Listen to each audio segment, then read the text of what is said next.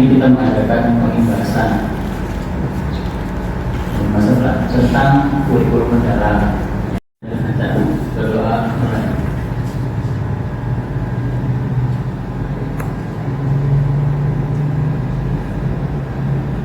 Sama-sama kita menyanyikan lagu Indonesia.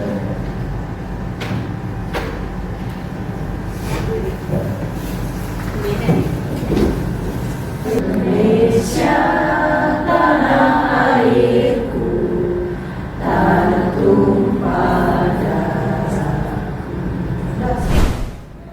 Tapi intinya kalau di pembelajaran mendalam itu dalam suatu pembelajaran di RPP-nya kita harus menerapkan prinsip pembelajarannya.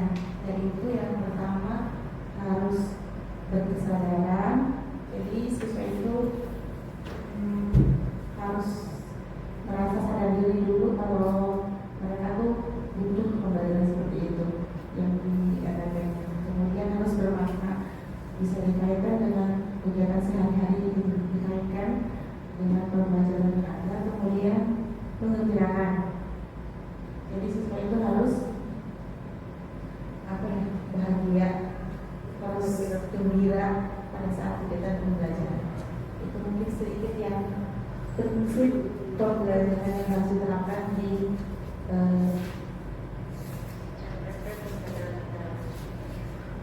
itu. Terima kasih. Assalamualaikum warahmatullahi wabarakatuh. Ya. Yang pertama ada keimanan dan ketakwaan terhadap Tuhan Yang Maha Esa. Tadi setiap pergantian kurikulum pasti harus selalu ada ya.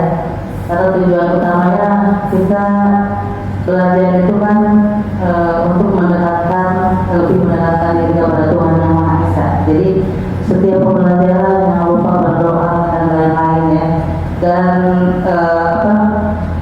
kebermaknaannya itu supaya kita lebih mensyukuri aja ya apa yang sudah kita pelajari. Lalu ada keluargaan itu anak-anak atau murid ya, murid lagi ya, supaya mereka itu punya rasa cinta tanah air ya, rasa memiliki atau rasa kita jadi warga negara itu gimana sih supaya jadi warga negara yang baik ya, dengan cara belajar berikhlas, bermakna, bergembira dan lain-lain. Lalu ada penanaman kritis. Anak-anak diharapkan mereka berpikir kritis, jangan sampai kita belajar itu teacher-center aja gitu. Guru aja yang ceramah. Tapi kalau anak-anak yang mereka menemukan sendiri, pasti pelajaran itu akan diingat lebih lama oleh anak-anak ya. Beda dengan kalau kita menerangkan, tapi anak-anak ini mereka keluar tuh ya pikiran-pikiran kritisnya itu. Lalu ada kreativitas.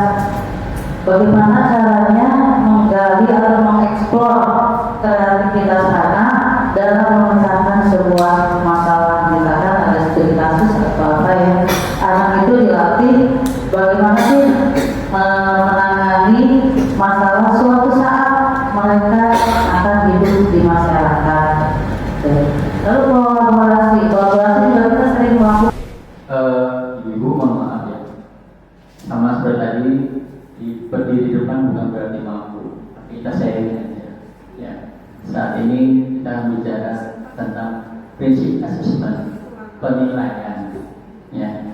Dalam aspek penilaian kita harus memegang yang namanya berkeadilan, edukatif dan objektif ya. Berkeadilan itu berfungsi gimana? Dalam melakukan penilaian ya, tidak bias dalam arti ada latar belakangnya, identitasnya dan kebutuhan peserta didik. Jadi kita sesuaikan dengan kebutuhan peserta didiknya ya.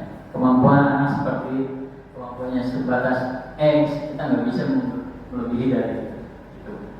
Edukatif, penilaian didasarkan menggunakan umpan baru bagi pendidik, peserta didik dan orang tua untuk mengingatkan melaksanakan proses pembelajaran. Nah, ini biasanya berbentuk nilai ya, edukatif dari pembelajaran, proses pembelajaran, materi sebagainya dikuasai atau tidak oleh peserta didik.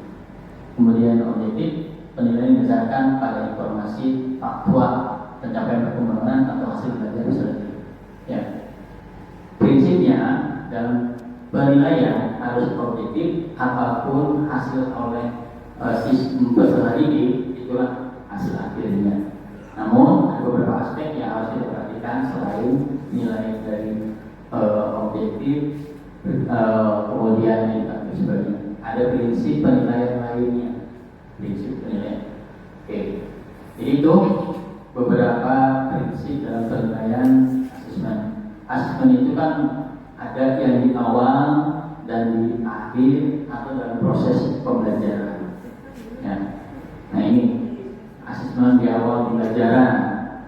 Ya, biasanya kita membuat suatu pertanyaan sebagai stimulus dan sebagainya. Kemudian asesmen pelajaran, ya, yang biasa kita buat tugas sebagainya. Dan asesmen di akhir itu asesmen sumatif bisa berbentuk ulangan akhir semester dan sebagainya. Ini gambarnya tentang asesmen. Ya.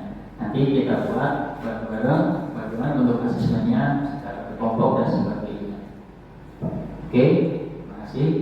Ada yang mau tanyakan boleh? Ya. Ya, kita buat kelompok aja langsung ya untuk menyusun konsep asesmennya bagaimana. Silakan ibu-ibu.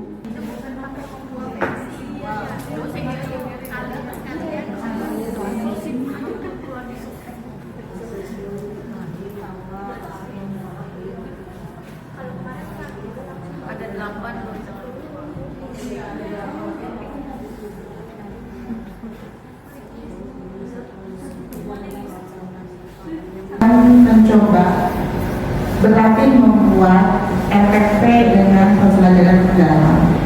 Sebetulnya saya yakin ibu semua sudah bikin RPP ya. Apa yang membedakan di learning ini tadi mungkin sudah dijelaskan di kerangka itu, kita harus lebih menonjolkan tentang prinsipnya. Jadi yang bagian prinsip pertama di sebelah mana, berkesadaran di sebelah mana, kemudian menggembirakannya di bagian mana. Jadi kita tuh harus mendesain sebuah pembelajaran yang memang menerapkan prinsip-prinsip tersebut. Nah, untuk rangkaiannya, yang pertama adalah kita harus menjelaskan tentang identifikasi dulu dari mulai peserta didik. Kita harus bisa mengidentifikasi peserta didiknya dari mulai pengetahuan awal, minatnya apa, kemudian latar belakang siswanya seperti apa, dan kebutuhan belajar yang akan nanti disediakan pada saat pembelajaran. Kemudian materi pembelajarannya di sini jenis pengetahuan yang akan dicapai, kemudian relevansi nanti dia akan nyambung ke bagian bermaknanya, dan tingkat kesulitan juga harus diidentifikasi di awal. Kemudian sumber materi dan integrasi dengan nilai karakter, terutama untuk nilai sikap siswa itu juga dicantumkan, dan dimensi profil lulusan. Seperti kita ketahui kan BPL itu ada 8, nanti bisa dicantumkan semua ataupun bisa dipilih yang sesuai dengan materi, sesuai dengan kebutuhan. Kemudian cerpen pembelajaran ini sudah ada yang di OCP, nanti tinggal copy paste. Kemudian setelah CP ada definisi ilmu, nanti kita bisa kira-kira mengaitkan dengan pelajaran atau pelajaran apa materi yang akan disampaikannya. Kemudian tujuan pembelajaran ini nanti setelah disusun dari CP kan kita bikin PP ya, masuk ke sini, dan topik pembelajaran juga dituliskan. Kemudian untuk pedagogisnya kita model pembelajarannya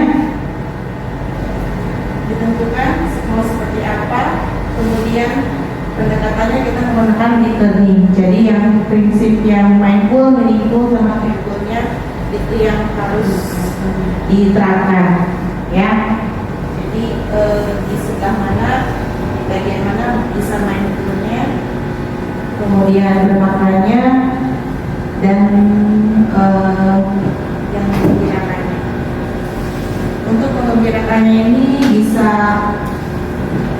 tidak harus selalu ada stretching katanya ya, jadi tapi yang jelas siswa harus senang di pembelajaran kita ini.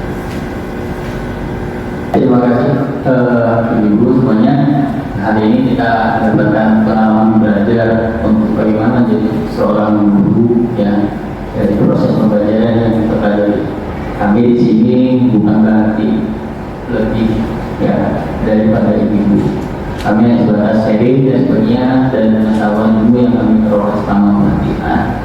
Mungkin masih banyak kekurangan dan keapaan, dan nanti selanjutnya nanti tugas dari Wakatul Guru dibuat KPP-nya masing-masing, paling lambat seminggu dari sekarang. Mohon diingat. Terima kasih kepada Ibu yang sudah hadir hari ini. Pengingatan hari ini kami cukupkan sampai kita akhiri. Wassalamualaikum warahmatullahi wabarakatuh. Waalaikumsalam warahmatullahi wabarakatuh. We don't talk anymore. We don't talk anymore. We don't talk anymore like we used to do. We don't laugh anymore. What was all of it for? Ooh, we don't talk anymore like we used to do.